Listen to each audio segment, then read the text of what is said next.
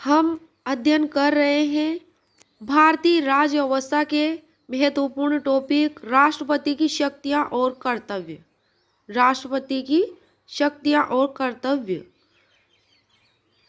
पहली है कार्यकारी शक्तियां, दूसरी है विधायी शक्तियां, तीसरी है वित्तीय शक्तियां, चौथी न्यायिक शक्तियां, पांचवी कूटनीतिक शक्तियां, छठी है सैन्य शक्तियां, सातवीं है आपातकालीन शक्तियां, आठवीं है राष्ट्रपति की विवेकीय शक्तियां, नौवीं है राष्ट्रपति की वीटो शक्ति, 10वीं राष्ट्रपति के अध्यादेश जारी करने की शक्ति और 11वीं राष्ट्रपति की क्षमादान की शक्ति।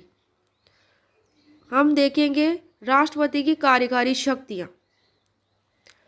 भारत सरकार के सभी शासन संबंधी कार्य उनके नाम पर किए जाते हैं, मतलब राष्ट्रपति के नाम पर वह नियम बना सकता है ताकि उसके नाम पर दिए जाने वाले आदेश और अन्य अनुदेश वैलिड हो।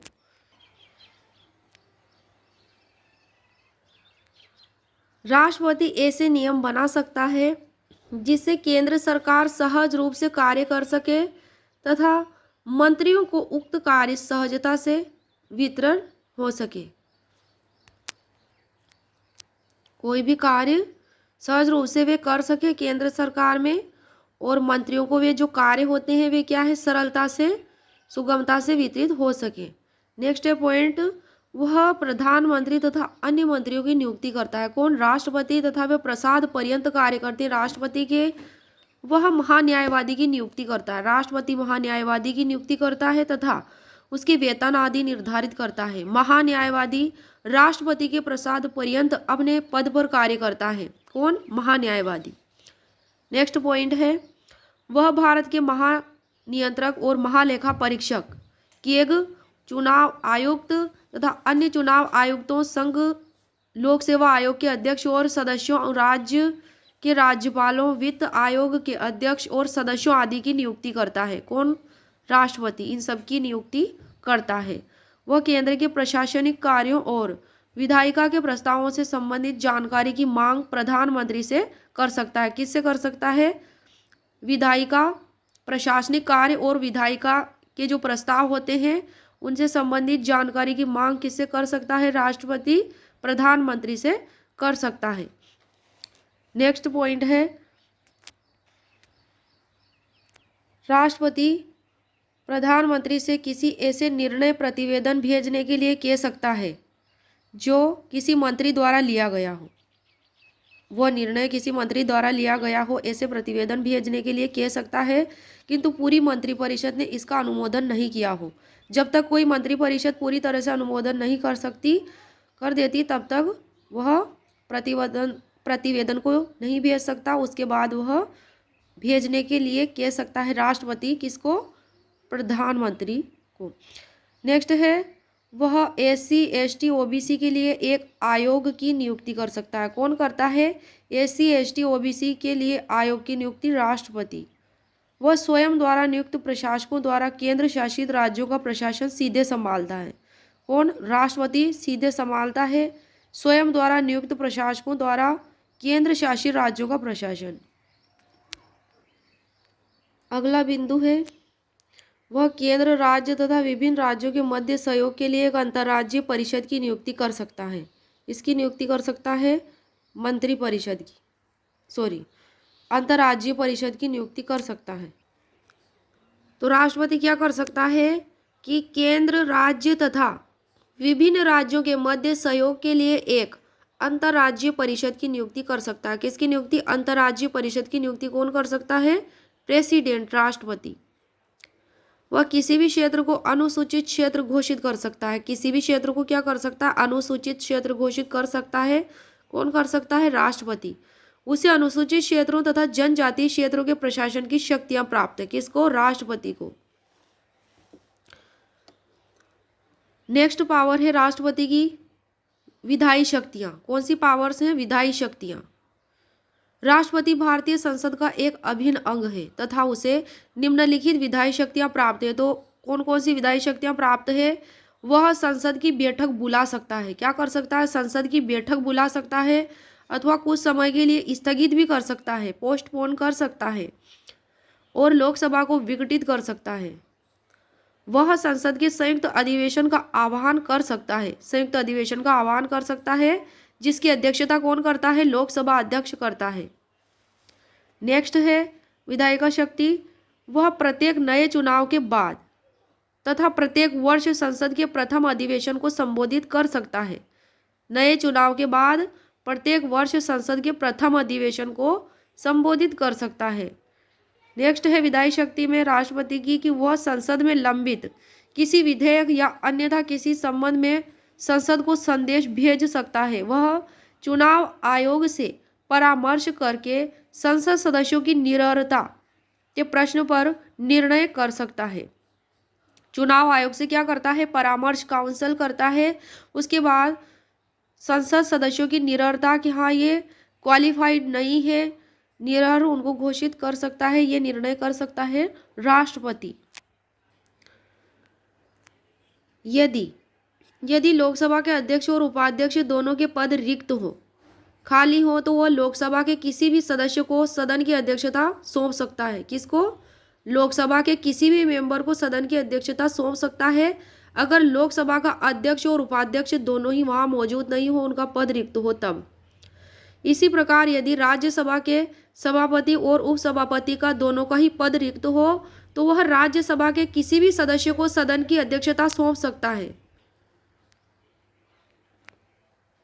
उपसभापति, सभापति दोनों का पद अगर रिक्त हो तो राज्यसभा का कोई भी मेंबर हो तो उस सदन की अध्यक्षता उसे सौंप सकता है किसी भी सदस्य को। नेक्स्ट बिंदु है विधायी शक्ति का, राष्ट्रपति की विधायी शक्ति का कि वह साहित्य, विज्ञान, कला और समाज सेवा से जुड़े हुए जानकार व्यक्तियों में से 12 सदस्यों को राज्यसभा के लिए मनोनीत कर सकता है। किसके लिए? राज्यसभा के लिए। तो किसके लिए मनोनीत कर सकता है? राज्यसभा के लिए मनोनीत करता है। राज्यसभा के लिए 12 सदस्यों को मनोनीत करता है। और किससे संबंधित होने चाहिए? साहित्य, विज्ञान, कला और समाज सेवा से जुड़े हुए जानकार व्यक्ति होने चाहिए।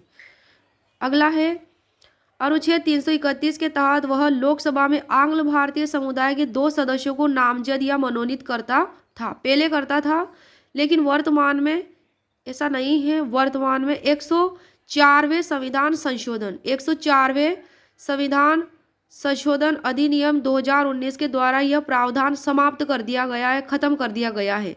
2019 में ऐसा प्रावधान समाप्त कर दिया गया है 2 सदस्यों को चुने जाने का, 2 सदस्यों को मनोनीत किए जाने का 104वें संविधान संशोधन के द्वारा। नेक्स्ट पॉइंट है विधायी शक्ति का कि वह चुनाव आयोग से परामर्श करके संसद सदस्यों की निरर्हता के प्रश्न पर निर्णय कर सकता है कि कौन योग्य है, कौन योग्य नहीं। नेक्स्ट है संसद में कुछ विशेष प्रकार के विधेयकों को प्रस्तुत करने के लिए राष्ट्रपति की सिफारिश अथवा आज्ञा आवश्यक है। संसद में कुछ विशेष प्रकार के जो विधेयक होते हैं, बिल होते हैं, उनको प्रस्तुत करने के लिए क्या होना चाहिए? राष्ट्रपति की सिफारिश और आज्ञा आवश्यक है। फॉर एग्जाम्पल, भारत की संचित निधि से खर्च संबंधी विधेयक या फिर राज्यों की सीमा परिवर्तन या नए राज्य के निर्माण या उनसे संबंधित विधेयक अगर हो तो क्या होना चाहिए? राष्ट्रपति की सिफारिश या फिर आज्ञा होना परम आवश्यक है।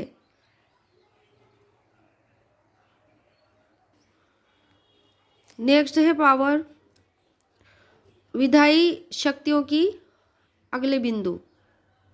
जब एक विधेयक संसद द्वारा पारित होकर राष्ट्रपति के पास भेजा जाता है, किसके पास? राष्ट्रपति के पास भेजा जाता है, तो वह विधेयक को अपनी स्वीकृति देता है।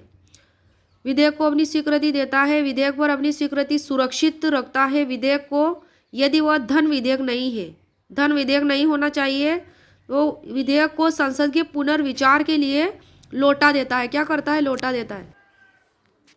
विधायी शक्तियों के इस बिंदु में क्या है कि जब विधेयक संसद द्वारा पारित होकर राष्ट्रपति के पास भेजा जाता है, किसके पास? राष्ट्रपति के पास भेजा जाता है संसद से पास होकर के, तो वह विधेयक को अपनी स्वीकृति देता है, एसेंट देता है, विधेयक पर अपनी स्वीकृति सुरक्षित रखता है और विधेयक को संसद के पुनर्विचार के लिए लौटा देता है। लेकिन धन विधेयक, अगर वह विधेयक धन विधेयक नहीं हो तो यदि संसद विधेयक को संशोधन या बिना किसी संशोधन के पुनः पारित करती है, कौन? संसद। दोबारा पास करती है उसको, तो राष्ट्रपति को अपनी सहमति देनी ही होती है। राज्य विधायिका द्वारा पारित किसी विधेयक को राज्यपाल जब राष्ट्रपति के विचार के लिए सुरक्षित रखता है, तब राष्ट्रपति क्या करता है? कौन? राज्य विधायिका द्वारा पास किए गए किसी बिल को, विधेयक को राज्यपाल जब राष्ट्रपति के विचार के लिए सुरक्षित रखता है, तब राष्ट्रपति क्या करता है? राष्ट्रपति विधेयक को अपनी स्वीकृति देता है, विधेयक पर अपनी स्वीकृति सुरक्षित रखता है, राज्यपाल को निर्देश देता है कि विधेयक को राज्य विधायिका को पुनर्विचार हेतु लौटा दे। ऐसा वह क्या करता है? उसको निर्देशित करता है, डायरेक्ट करता है। और क्या नहीं होना चाहिए? वह धन विधेयक नहीं होना चाहिए। इसमें भी क्या है कि वह धन विधेयक नहीं होना चाहिए, और ऐसा निर्देश राज्यपाल को देता है राष्ट्रपति कि उसे क्या करना चाहिए राज्यपाल को। संबंधित नोट है, यह ध्यान देने योग्य बात है कि यदि राज्य विधायिका विधेयक को पुनः राष्ट्रपति की सहमति के लिए भेजती है, दोबारा राष्ट्रपति की सहमति के लिए भेजती है, तो राष्ट्रपति स्वीकृति देने के लिए बाध्य नहीं है। क्या है कि यदि राज्य विधायिका विधेयक को पुनः राष्ट्रपति की सहमति के लिए भेजती है, तो राष्ट्रपति इस पर अपनी स्वीकृति देने के लिए बाध्य नहीं है उस विधेयक पर। नेक्स्ट है विधायी पावर का अन्य विधायी शक्तियां, कि वह संसद के सत्र अवसान की अवधि में अध्यादेश जारी कर सकता है। क्या कर सकता है? अध्यादेश जारी कर सकता है। कब? संसद के सत्र अवसान की अवधि में। संसद के सत्र अवसान की अवधि में वह अध्यादेश संसद की पुनः बैठक के 6 हफ्तों के भीतर संसद द्वारा अनुमोदित करना आवश्यक है। कब? 6 हफ्तों के भीतर संसद द्वारा अनुमोदित किया जाना आवश्यक है। कितने हफ्तों के भीतर? 6 हफ्तों के भीतर। 6 हफ्तों के भीतर वह किसी भी ऑर्डिनेंस अध्यादेश को किसी भी समय वापस ले सकता है। कौन? राष्ट्रपति। राष्ट्रपति किसी भी समय किसी भी ऑर्डिनेंस अध्यादेश को वापस ले सकता है। वह महानियंत्रक और लेखा परीक्षक, संघ लोक सेवा आयोग यूपीएससी, वित्त आयोग और अन्य रिपोर्ट संसद के समक्ष रखता है। संसद के समक्ष रखता है। क्या करता है? वित्त आयोग और अन्य की रिपोर्ट संसद के समक्ष रखता है। नेक्स्ट है विधायी पावर में, वह अंडमान और निकोबार द्वीप समूह, लक्षद्वीप, दादरा और नागर हवेली और दमन द्वीप में शांति, विकास और सुशासन के लिए विनियम बना सकता है। इनके लिए भी वह क्या कर सकता है? रेगुलेशंस बना सकता है। पुडुचेरी के भी वह नियम बना सकता है, परंतु केवल तब जब वहाँ की विधानसभा निलंबित हो गई हो या फिर विघटित अवस्था में हो, तभी राष्ट्रपति ऐसा कर सकता है।